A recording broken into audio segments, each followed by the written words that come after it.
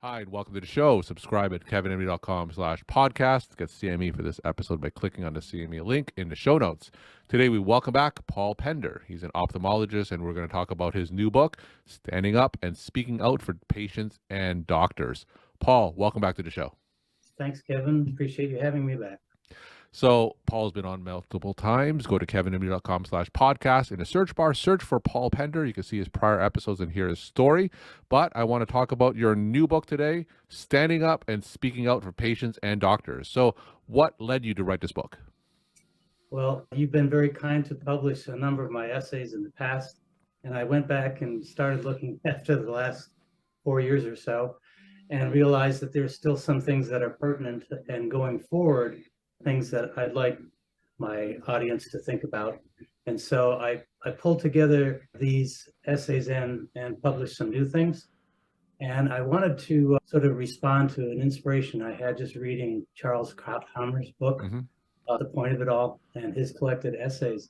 And so, when you find someone who writes well and shows some humility and character and intelligence, it's not a bad thing to try to mimic him. And so I put this ebook together to try to explain some of the things that are the currents in current healthcare. All right. Tell us some of the major themes that run through this book or run through your collected writings. Well, as I went back and read them, certain themes stood out, and so the essays are sort of categorized not only chronologically but by theme. And the themes include disparities in health and in power. Another is perseverance. Another is gratitude. Another is burnout. There's also a passage on narratives, and finally on leadership. And so the essays speak to these particular themes. All right. Give us a sample of some of the more poignant essay that you want to share with the audience today. Well, the one piece of fiction that I wrote was kind of inspired by a mentor that I had who was a biology teacher. And when I was cajoled by my editor to come up with a fiction piece for this competition for a medical journal, I sort of contrived this arrangement whereby this young family practitioner was at the bedside of her mentor who was dying. And it was something where she had been working with him as a medical assistant as a summer job, became very close. He inspired her to apply to medical school. And a lot of these things are really from my own personal experience. And finally, he had, upon her graduation from her training program, had given her a plaque that kind of spelled out the things that doctors stood for. And she was embarrassed at his deathbed to think about something that she had done during the pandemic, which was to break into the administrator's office and download information that basically talked about how nefarious contracts are being arranged between the health system and pharmacy benefits managers and all this stuff that essentially was going against the physicians that were taking care of patients. And finally, at the end, he said, you are my legacy. Do something good for the House of Medicine. And the character says, I will. And that's where it ends. But there's plenty more to do, as we all know. So you said that this piece of fiction about the administration possibly drawing up nefarious terms of a contract against the clinician staff has a kernel of truth. Now, have you seen or experienced that in your own physician career? Well, what I can say is that I retired before the pandemic and I enjoyed my practice of ophthalmology, but there's a wearing down of physicians that occurs because you're trying to do the best you can for your patients and you're hitting a lot of roadblocks along the way. And so, sure, I experienced a lot of those things, and pre-authorization is the bugaboo of every physician these days. And I think when doctors can no longer stand up for their patients, either for fear of reprisal, like some doctors experienced during the pandemic when they were subject to gag orders by their administrators.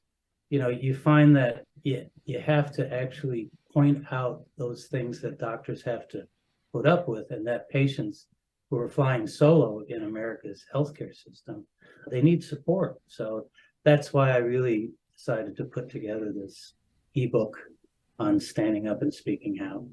You've been doing this long enough to know yourself. There are numerous. There are too many for this particular interview. Mm-hmm. What I would say is that, you know, what I read recently that I thought was very interesting is a doctor wrote in a letter to the editor of a well-read newspaper that said, remember when doctors and patients used to make eye contact? Mm-hmm. And now they can't because they're too busy entering things in the computer, which, as one of your guests, Samuel Shem, once called the cash registers. The EMR is essentially functioning as a cash register for health insurance companies, and doctors are doing all the busy work. Sure. Well, I think what doctors would like to do is use artificial intelligence to stop having to do all the documentation, and so that a conversation could take place like what we're having now with the patient, and they wouldn't be distracted. What this doctor said in his letter is that it's like texting while driving. Yeah. There's just too much stuff that's in the way of this doctor-patient relationship. And so I think that is something that is really coming to a head these days. Now, you decided to share all your stories on this podcast, on my website, and in your book. What are some other ways that physicians can share these stories and bring light to some of these obstacles that you mentioned that impedes patient care? Well, for the serious administrators that really want to listen, then you really should have sessions that allow doctors to be very candid about the things that stand in the way between them and their patients. And, there are multiple examples of why things like pre-authorization not only cause delays in care, but can sometimes result in fatalities.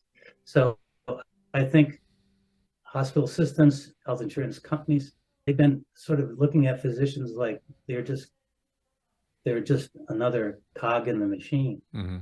And I think that what we really need to do is respect the work that doctors and nurses are offering their patients. And in order to do that, you have to listen to their concerns because they are very real. Can you give us an example of how some of your writing in the past or your ability to speak up and bring light to this issue, how has that moved the needle and how has that improved the care of your patients? Well, I'll start by saying when someone actually reads a piece that you've written and writes you back, that takes a lot of effort. And I've had some communications with doctors who've written to me after a post that on your platform. And can you share that story in terms of what you remember? I think this was basically someone who submitted a piece to you and you printed it later. And it's Dr. Anna Barrett, who's an obstetrician, a gynecologist who wound up having a very emotional experience following a very difficult patient encounter that involved litigation. And so she said she had the courage to actually write this, having read some of the things that I published and replied to her emails. So, it's like you find yourself, if you are creating an avenue for doctors to express their opinions, that they won't suffer in silence, this is a good thing. What do you hope to accomplish by sharing your writing in a more broader platform like an ebook? Yeah, well, for me, it's like, what do I want to express that may have some purpose? It's not just griping. It's about what direction can this take? And as I've told you in past conversations, I'm director of digital health communications for Vextra Health. And it's been my pleasure for the last several years to feel like I have some influence in being able to offer my voice as a physician to the company.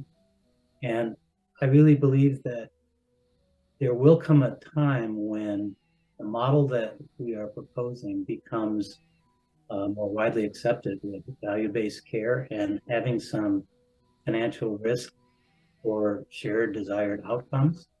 So I'm excited about that, and that's what kind of keeps me going. We're talking to Paul Pender, longtime recurring guest. His latest book is titled Standing Up and Speaking Out for Patients and Doctors. Paul, tell us some of your take-home messages. My take-home message is one of thanks. Thanks to you, Kevin, for giving me this opportunity and a chance to speak on your platform and to submit some material that I think is important, you know, in a setting where doctors and their patients are feeling like they're facing an adversarial relationship with health insurance companies and health systems. So I'd like your audience to contact me about a copy of the ebook, which I can send as a complimentary version for those who are interested, and go from there. It's an exciting time. It's a challenging time, but it's an exciting time as well. Paul, thank you so much for sharing your time and insight. Thanks again for being on the show. Thanks so much, Kevin. Appreciate your time.